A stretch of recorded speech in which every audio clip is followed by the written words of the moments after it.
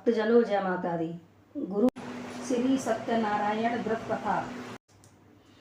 श्री वेद व्यास जी ने कहा, एक समय नैमिषारण्य तीर्थ में सौनक आदि सभी ऋषियों तथा मुनियों ने पुराण शास्त्र के वक्ता श्री सूत जी महाराज जी से पूछा, महामुनि, किस व्रत अथवा तपस्या से मनोवांछित फल प्राप्त होता है, उसे हम सब सुनना चाहते हैं।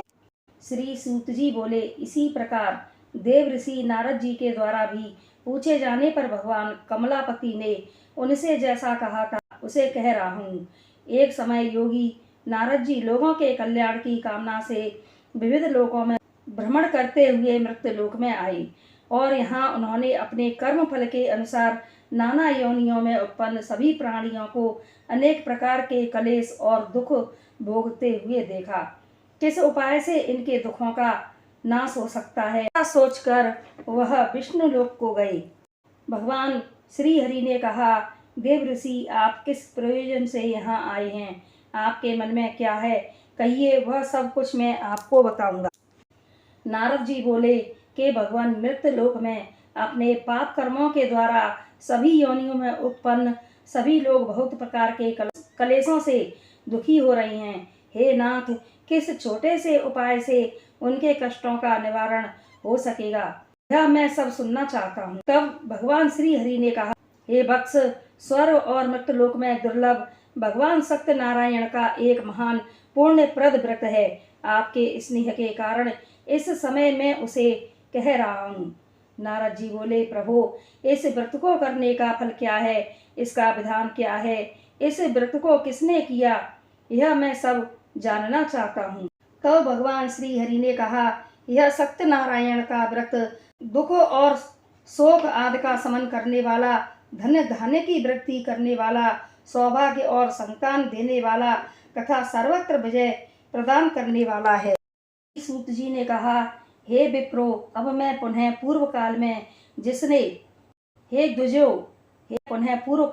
जिसने इस सत्यनारायण व्रत को किया था उसे भली भांति मैं विस्तार पूर्वक कहूँगा। श्री सूत जी बोले, रमणीय काशी नामक नगर में कोई अत्यंत निर्धन ब्राह्मण रहता था। भूख और प्यास से व्याकुल होकर वह प्रतिदिन पृथ्वी पर भटकता रहता था। ब्राह्मण प्रिय भगवान ने उस दुखी ब्राह्मण को देखकर वृद्ध ब्राह्मण का रूप धारण करके उस ध्वज से आदर पूर्वक पूछा, हे विप्र, प्रतिदिन अत्यंत दुखी होकर तुम किस लिए पृथ्वी पर भ्रमण करते रहते हो? हे ध्वज श्रेष्ठ, यह सब बतलाओ, मैं सुनना चाहता हूँ। ब्राह्मण ने कहा, प्रभु, मैं अत्यंत दरिद्र ब्राह्मण हूँ और भिक्षा के लिए ही पृथ्वी पर घूमा करता हूँ। यदि मेरी इस दरिद्रता को दूर करने का कोई उपाय हो तो बताओ। वृद्ध ब्राह्मण बने भगवान ने कहा, हे ब्राह्मण देव, भगवान सत्यनारायण विष्णु अभीष्ट फल को देने वाले हैं। हे विप्र, तुम उनका उत्तम व्रत एवं पूजन करो, जिसे करने से मनुष्य सभी दुखों से मुक्त हो जाता है। और व्रत के विधान को भी ब्राह्मण से यत्न पूर्वक कहकर वृद्ध ब्राह्मण रूपधारी भगवान सत्यनारायण वहीं पर अंतर्धान हो गए। वृद्ध ब्राह्मण ने जैसा कहा है उस व्रत को अच्छी प्रकार से मैं वैसे ही करूँगा। यह सोचते हुए उस ब्राह्मण को रात में नींद नहीं आई। तदंतर प्रातः काल उठकर सत्यनारायण का व्रत करूँगा, ऐसा संकल्प करके वह ब्राह्मण भिक्षा के लिए चल दिया। उस दिन ही ब्राह्मण को भिक्षा में बहुत सा धन प्राप्त हुआ। उसी धन से उसने बंधु बांधवों के साथ भगवान सत्यनारायण का व्रत किया। इस व्रत के प्रभाव से वह श्रेष्ठ ब्राह्मण सभी दुखों से मुक्त होकर समस्त संपत्तियों से संपन्न हो गया। उस दिन से लेकर प्रत्येक महीने उसने यह व्रत किया। इस प्रकार भगवान सत्यनारायण के इस व्रत को करके वह ध्वज श्रेष्ठ ब्राह्मण अपने सभी पापों से मुक्त हो गया और जब तक जीवित रहा तब तक भगवान सत्यनारायण के व्रत को करता रहा। ऋषियों ने कहा, हे महामुनि, इस पृथ्वी पर और किस किस ने इस व्रत को किया, यह हम सुनना चाहते हैं। श्री सूत जी बोले, एक बार वह द्विजश्रेष्ठ अपनी धन संपत्ति के अनुसार बंधु बांधवों तथा पारिवारिक जनों के साथ व्रत करने के लिए उद्यत हुआ। इसी बीच एक लकड़हारा वहां आया और लकड़ी बाहर रखकर उस ब्राह्मण के घर गया। प्यास से व्याकुल वह उस ब्राह्मण को व्रत करता हुआ देखकर प्रणाम करके उससे बोला, प्रभु आप यह क्या कर रहे हैं? इसके करने से किस फल की प्राप्ति होती है? ब्राह्मण ने कहा, यह सत्यनारायण का व्रत है जो सभी मनोरथों को प्रदान करने वाला है। उसी के प्रभाव से मुझे यह सब महान धन धान्य आदि प्राप्त हुआ है। जल पीकर वह प्रसाद ग्रहण करके नगर को चला गया। सत्यनारायण देव के लिए मन से ऐसा सोचने लगा कि आज लकड़ी बेचने से जो धन प्राप्त होगा उसी धन से भगवान सत्यनारायण का यह श्रेष्ठ व्रत करूंगा। इस प्रकार मन में चिंतन करता हुआ वह लकड़ी को मस्तक पर रखकर उस सुंदर नगर में गया जहाँ धन संपन्न लोग रहते थे। उस दिन उसको लकड़ी का दोगुना मूल्य प्राप्त हुआ। श्री सूत जी बोले, प्राचीन काल में उल्कामुख नामक एक राजा था। राजा एक दिन अपनी धर्म पत्नी के साथ भद्रशिला नदी के तट पर श्री सत्यनारायण भगवान का व्रत कर रहा था। उसी समय व्यापार के लिए अनेक प्रकार की पुष्कल धनराशि से संपन्न एक साधु नाम का वैश्य वहां आया।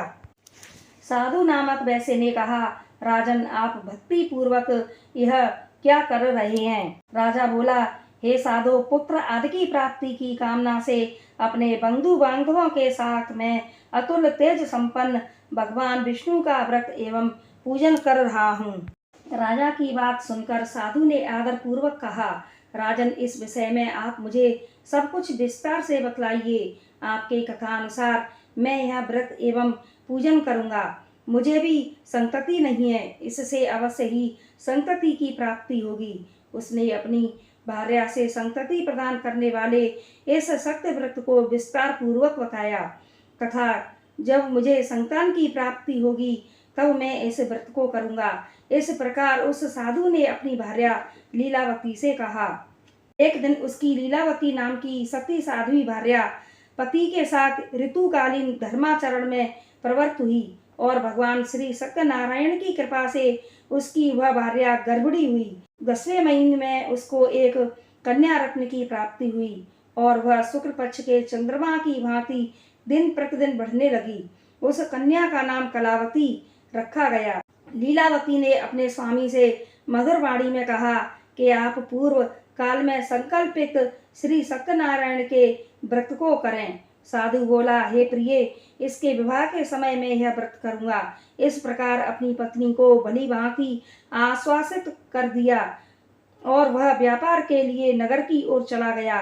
इधर कन्या कलावती पिता के घर में बढ़ने लगी। कन्या को विवाह के योग्य देखकर कन्या के विवाह के लिए श्रेष्ठ वर का अन्वेषण करो, ऐसा दूत से कहकर शीघ्र ही उसे भेज दिया। उसकी आज्ञा प्राप्त करके दूत कांचन नामक नगर में गया और वहां से एक बड़े पुत्र लेकर आया। उस साधु ने उस बड़े पुत्र को सुंदर और गुणों से संपन्न देखकर जाति के बंधु बांधवों के साथ संतुष्ट होकर के विधि विधान से बड़े पुत्र के हाथ में अपनी कन्या का दान कर दिया। उस समय वह साधु बड़े दुर्भाग्यवश भगवान का वह उत्तम व्रत करना भूल गया। पूर्व संकल्प के अनुसार विवाह के समय में व्रत न करने के कारण भगवान उस पर रुष्ट हो गए। कुछ समय के पश्चात अपने व्यापार कर्म में कुशल वह साधु